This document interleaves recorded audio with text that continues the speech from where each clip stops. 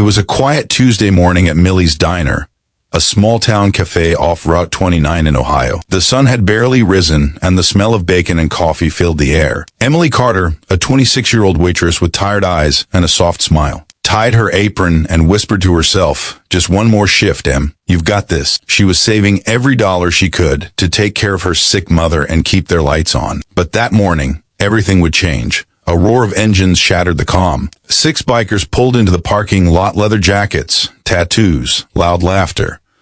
Other customers exchanged uneasy glances. Emily felt the tension ripple through the diner, but she smiled anyway and walked over with her notepad.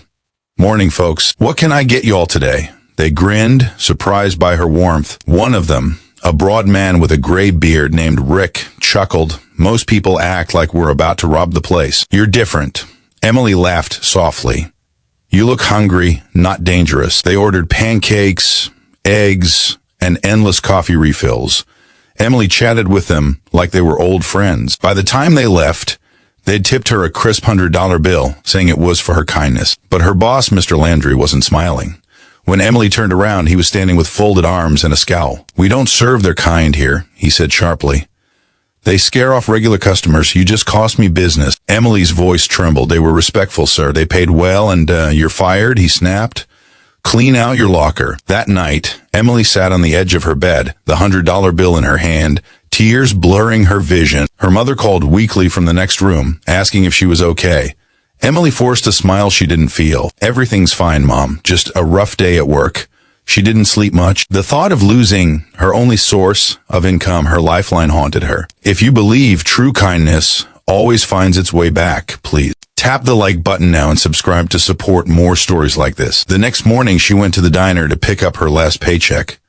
The parking lot was full. As she approached, she noticed the bikers from yesterday standing near the entrance alongside a local TV crew and half the town. Rick waved her over with a grin. There she is, the kindest waitress in Ohio. Emily froze, confused. Mr. Landry stepped outside, his face pale as cameras turned toward him. "What's going on?"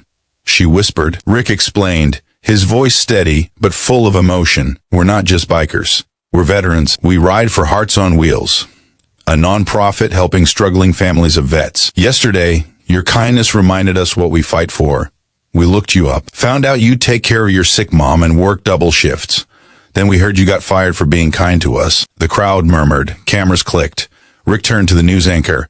"So today we're making things right. Millie's Diner doesn't deserve her, but our organization does. Emily, we'd like to offer you a full-time position managing our community. Kitchen serving free meals to veterans and families in need. Full salary, benefits, and health care for your mom." Emily's hand flew to her mouth. Tears spilled down her cheeks. You can't be serious." Rick smiled gently. "Kindness like yours deserves to go somewhere it's appreciated." The crowd erupted in applause. Even some of the diner's regulars cheered. Mr. Landry looked humiliated. "Emily," he stammered, I didn't mean." But Emily just nodded politely. "It's okay, Mr. Landry. I guess kindness isn't bad for business after all."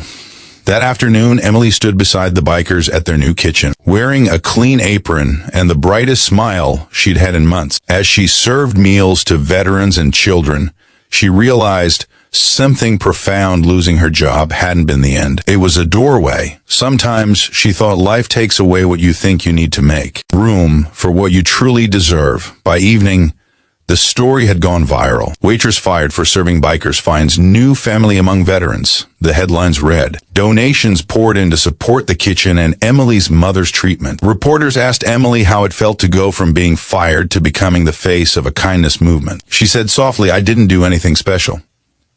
I just treated people the way I'd want my mom to be treated." Turns out, kindness really does come back. The camera zoomed in on her face as she handed a plate of food to a young soldier. In that moment, Emily wasn't just a waitress anymore. She was a reminder that compassion can rewrite the darkest days. We'd love to hear your story. What is the most memorable act of unexpected kindness you have witnessed or received? Share it in the comments below. And if this story touched your heart, please like, share, and subscribe to remind the world that kindness still matters. Because sometimes one act of compassion can change everything.